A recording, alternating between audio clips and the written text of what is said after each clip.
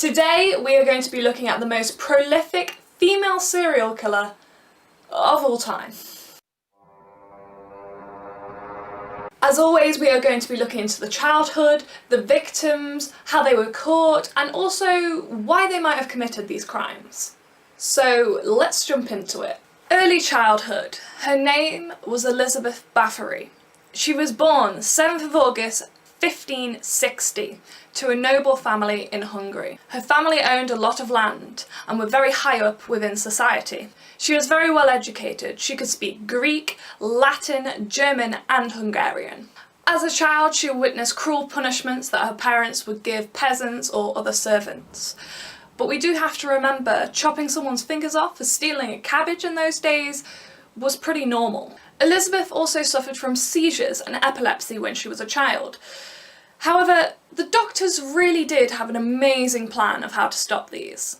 Her treatments consisted of rubbing non-sufferer's blood on her lips and getting skull fragments after each episode. You may think this is funny, but that was the top of the line treatment in those days. Thank God we live in 2020.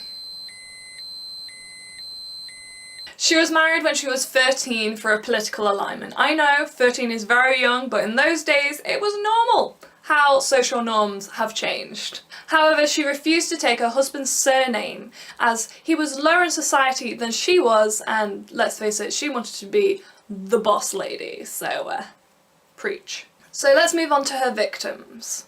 It was believed that she had 650 victims, which is a lot, but apparently this figure came from a servant that read through her diaries in the castle. I would just like to point out, a lot of servants didn't know how to read and write, so that figure could have been how many knights I have on the side? 650. How many hairs are on my head? 650.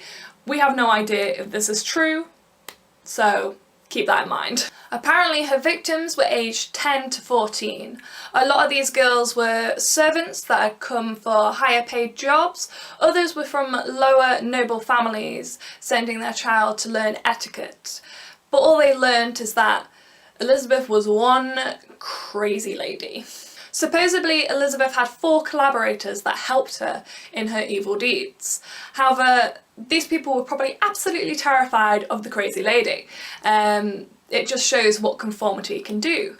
Check out my conformity video.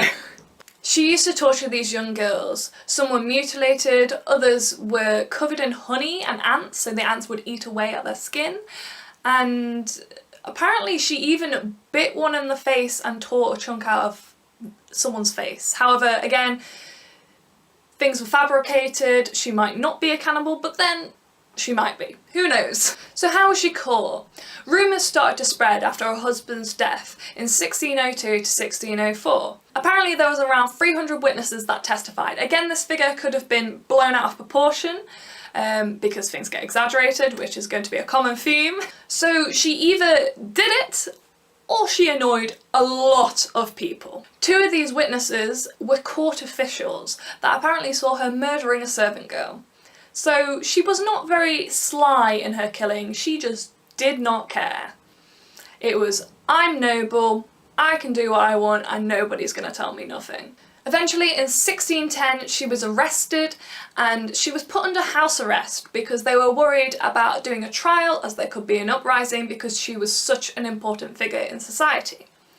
So basically it was a parent saying, go to your room, you've done bad. She ended up dying on the 21st of August 1614. So why did she commit these crimes? Again, these are my predictions, they are not facts. Like a lot of this story, who knows? So let's jump back into her childhood. She suffered from epilepsy and seizures, and doctors gave her great ways to get rid of these episodes.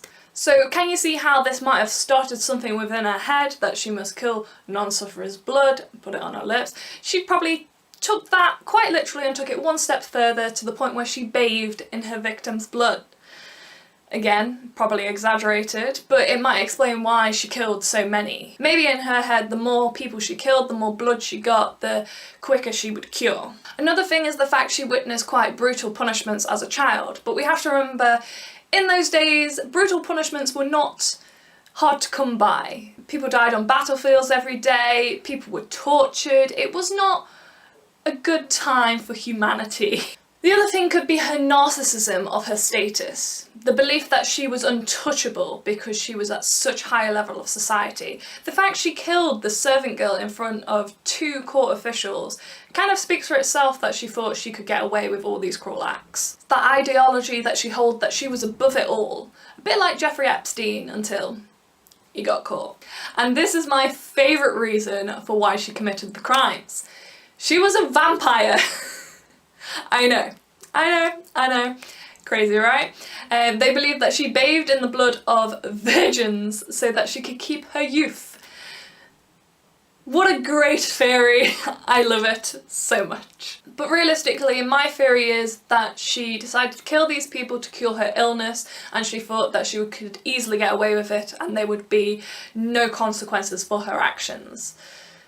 But there are always consequences for your actions. If you like this video, please give it a thumbs up, please subscribe, that really helps me out. I do a true crime video here every single month, so stay tuned for that, and I will see you in the next one. Bye!